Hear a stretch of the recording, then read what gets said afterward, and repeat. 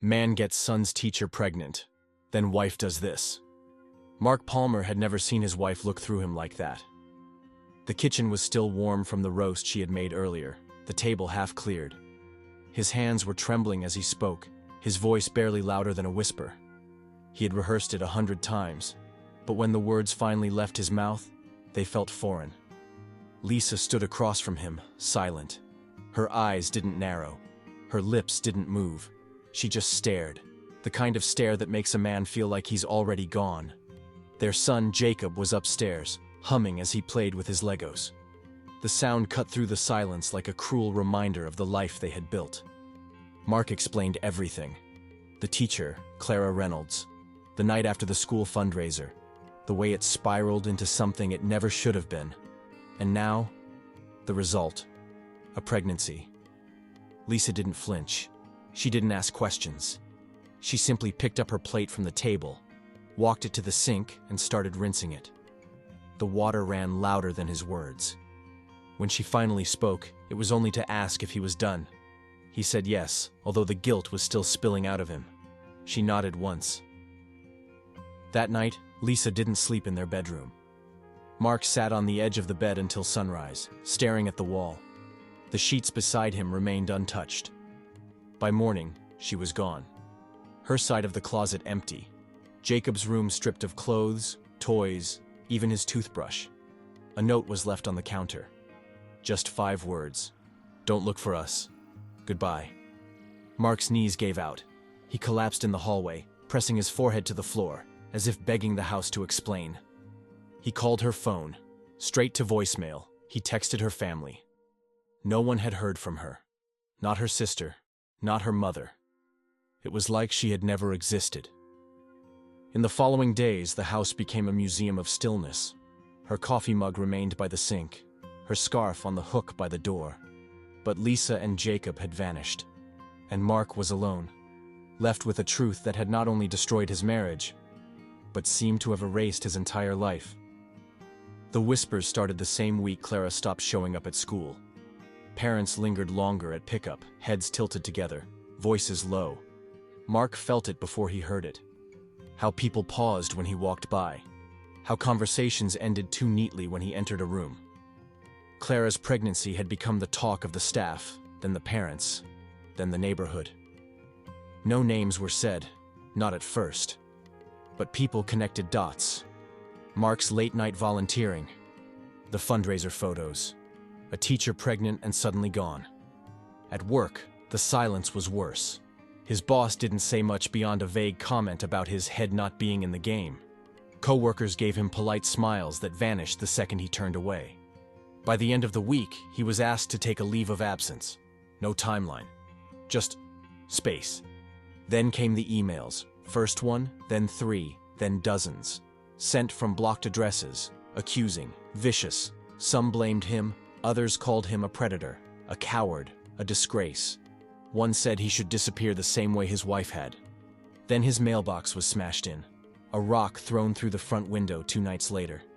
Police came, asked a few questions, took a report, and left. Nothing they could do, they said. No witnesses, no cameras. Mark barely slept.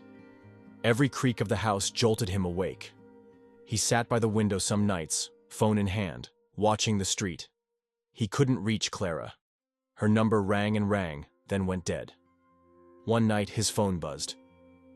Unknown number. A voicemail. A woman's voice. Frantic. Clara. He's watching me. I think he knows. Tell Lisa to be careful. Then silence. Mark replayed the message 5 times. Tried to call back. No answer. He went to her apartment the next day. No one answered the door. He knocked until the neighbor poked her head out and said Clara had moved out 2 days ago. No forwarding address. Mark drove home with the windows down, trying to breathe. But every turn on his street felt like someone might be watching. He looked over his shoulder more often now. Not because he was guilty, but because something about this didn't feel like punishment anymore. It felt like a warning. The envelope came with no return address. Thick, stiff paper. Mark knew before he opened it. Divorce papers. Filed in another state.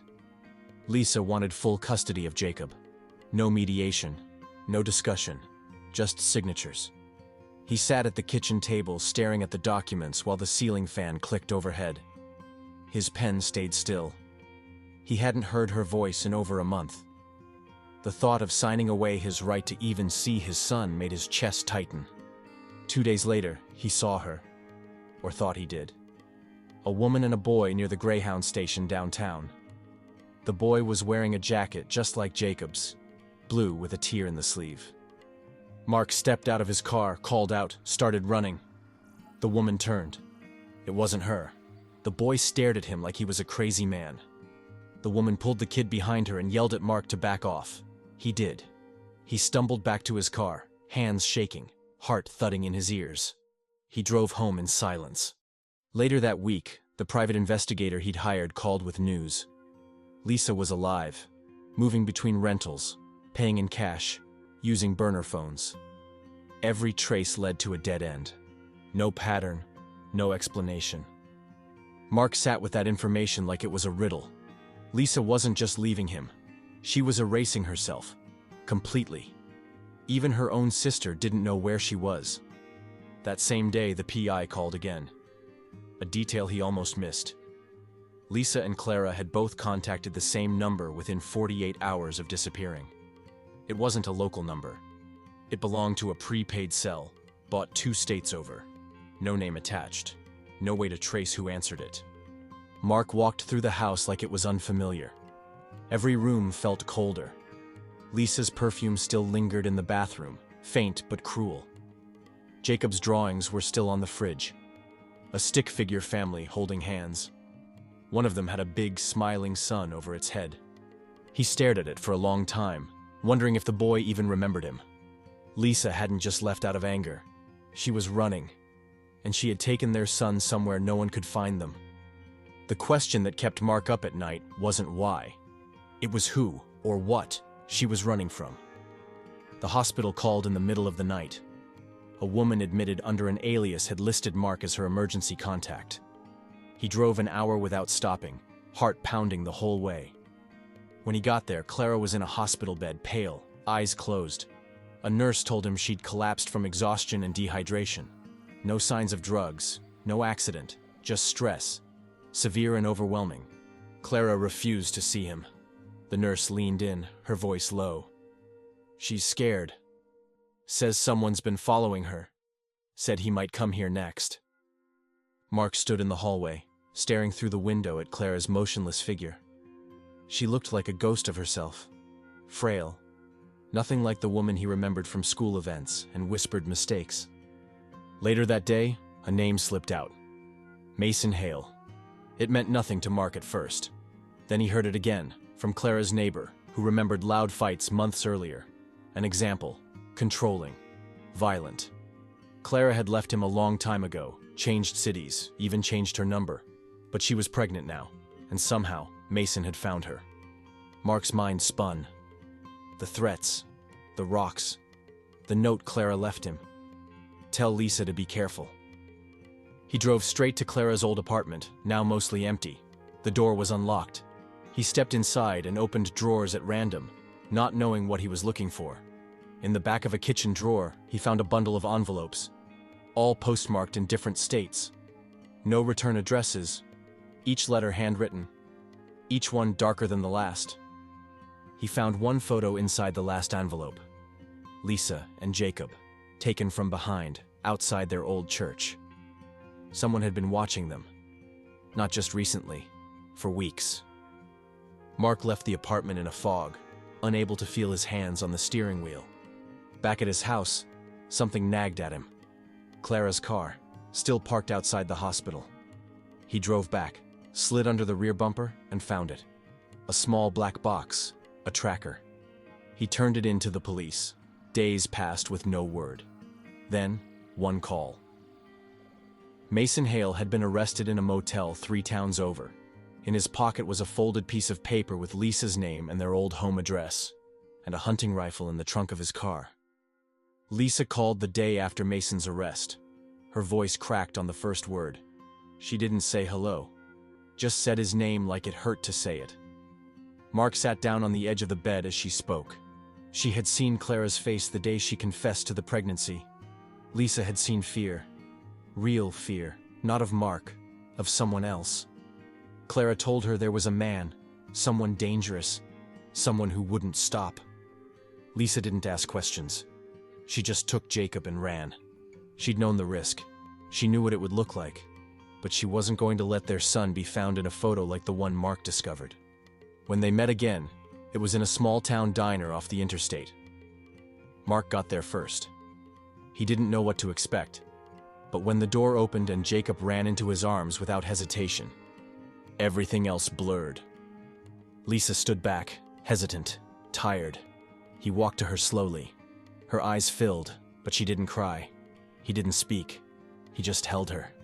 Not to fix what was broken, just to say, "I see you. I know." Clara didn't stay in town. She gave birth quietly, in another state. But she left behind a letter. For Mark. For Lisa. She said she never wanted to cause harm. That what happened with Mark had been a mistake. Yes. But what came after, the child, felt like a second chance at something none of them could have predicted. And then, at the bottom of the letter, a sentence that neither of them expected. "I'd like them to grow up knowing their brother." Lisa read it 3 times before folding it. They sat at the kitchen table together, the same table where everything had started, now silent in a different way. Later that week, Lisa unpacked a suitcase in the hallway. Not because everything was perfect, but because the running was over. Mark tucked Jacob into bed that night. The boy whispered, "I missed this house." Mark sat with him until he fell asleep. There was no neat ending, no movie moment, just forgiveness, small and steady. Lisa didn't leave because of betrayal. She left to save their son from a man who wanted to destroy them all. And in the end, what looked like the end of a family was the beginning of a stronger one.